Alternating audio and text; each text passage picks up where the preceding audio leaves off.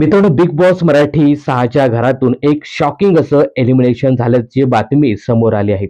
तर मित्रांनो, या आठवड्यातून एकूण 5 सदस्य घराबाहेर जाण्यासाठी नॉमिनेट झाले होते. यामध्ये राकेश बापट, विशाल कोटियान, दीपाली सय्यद, अनुश्री माने आणि राखी सावंत या सदस्यांचा समावेश आहे.